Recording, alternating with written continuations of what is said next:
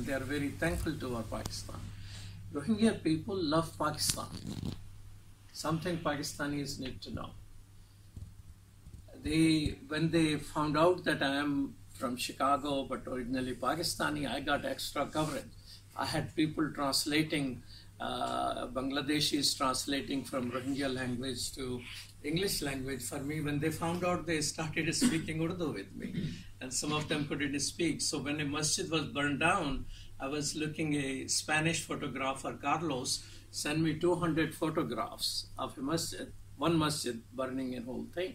When I started zooming in, Quran Pak, burned copies, translation is in Urdu. So I learned that their language of Islamic learning goes back way, and they are graduates from Deoband. The Imam who was 90-year-old in Tulatuli, he was Muhaddas, teaching an institution of Islamic learning called Madrasa Ahmadiyya, and that madrasa was established several hundred years ago, and their method of teaching is either in Urdu or in Arabic language. So they have long affinity with Pakistan, and thank God for people who created Pakistan, that people can go. So I'm a scholar of political science. I'm a graduate of a madrasa in Pakistan, in Sindh, but I have multiple type of experiences. So I'm considered an genocide. And I had developed a PowerPoint for you, so Rohingya genocide. So speaking in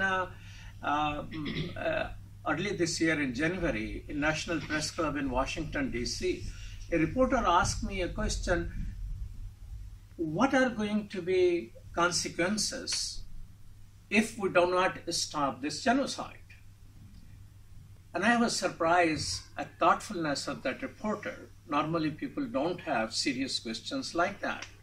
I said, serious question, first consequences are going to be for Kachin people who are mostly Christian in Burma. After getting rid of Rohingyas, Kachin people will be attacked.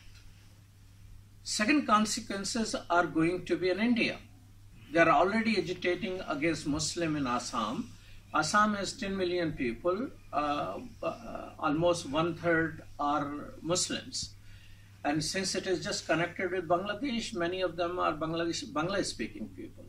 So they declared 4 months ago that 4 million people, they will take away their citizenship and they want to send to Bangladesh. And they are Bangladeshis. Who said that before? In Burma, they were saying the same thing about Rohingya people. Rohingya people may look similar to us, but they have been there. There is only one professor who has done research in that area, PhD, a British person. These people have been there for at least 2,000 years before they became Muslim. And so they are indigenous people of Burma. They used to have Buddhist and Muslim together. On both sides of that North River are Buddhist and Muslim on both sides. Why they're on both sides? Because they used to have their own state for several hundred years. And this Arakan state, sometimes Buddhists are leaders, sometimes Muslim are leaders. They have beautiful coexistence. They have no problem with each other. Burma never occupied that area more than 40 years. But then British came in, and then they remained there and they handed over to them. So what happened in Burma is now being copied by India. They want 4 million people to go back to Bangladesh. Bangladesh is a very small place, probably not more than the size of Sweden. I haven't seen your map, but probably not more than that. You have 10 million people. Bangladesh has 150 or 160 million people. Where are they going to take all these people? Another consequences are in China.